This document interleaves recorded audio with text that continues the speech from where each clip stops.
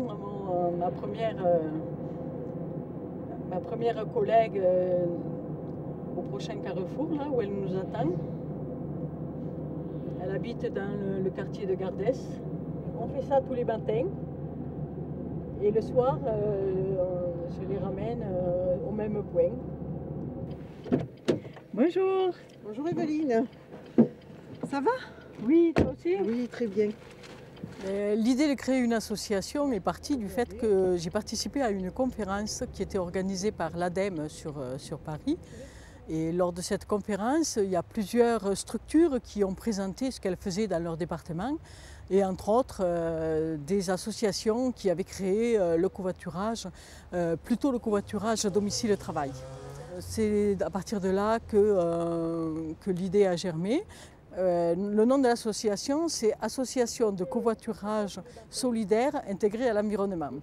Donc on l'a fait exprès un peu pour avoir ensuite la possibilité d'avoir le mot voisine, parce que faire du covoiturage, c'est surtout entre voisins, entre gens habitant dans un secteur identique.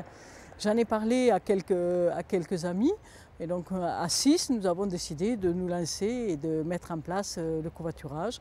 J'ai trouvé quelqu'un qui acceptait de nous faire un logiciel, puisqu'il nous fallait quand même un lieu d'inscription, et qui a accepté de nous préparer le site. À partir de là, on a pu se lancer. Donc, dès le mois de juillet 2008, on a commencé à travailler sur la construction du site et du logiciel. Maintenant, on a 160 à 170 trajets qui sont proposés.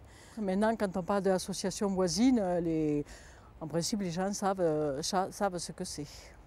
Il était normal qu'ensuite on parte sur les autres modes de déplacement, parce qu'on se rend compte en fait que la ville n'est pas très grande et que pour venir travailler, même si on habite Fontanille, on peut très bien venir à pied jusqu'au centre-ville, ça prend très peu de temps, quoi. Donc c'est ça qu'on veut faire ressortir, qu'il y a moyen de se déplacer à Mende à pied ou en vélo sans être obligé systématiquement de prendre la voiture. Donc bien sûr, l'idée du carapate découle de ce constat.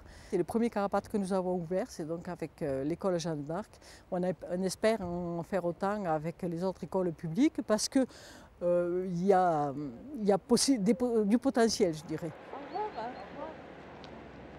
Notre rôle, c'est d'accompagner les enfants tout le long du chemin pour venir jusqu'à l'école et les faire marcher un peu plutôt que d'utiliser tout le temps les voitures. Donc nous, on est là pour leur sécurité, pour gérer le groupe, principalement. Soulager les parents aussi. Et moins de pollution et marcher un petit peu, ça fait du bien. Un quart d'heure, 20 minutes. Tout à fait. Ça aère bien le matin. Voilà, oui. C'est super. On va faire de la pub encore pour cette association. Le concept du carapate, c'est tout simplement une idée qui est sortie de la part des parents d'élèves, de venir à l'école essayer d'utiliser de moins en moins la voiture et de venir à pied. Donc pour organiser au mieux, les parents ont décidé de se regrouper et pour organiser ce carapate, de venir à pied d'un parking, le parking du Faubourg Montbel, jusqu'ici à l'école.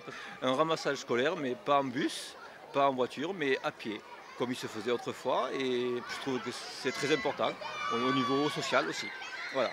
Que certaines personnes ne se seraient jamais rencontrées s'il n'y avait pas eu cette idée de base et une idée commune à pas mal de parents.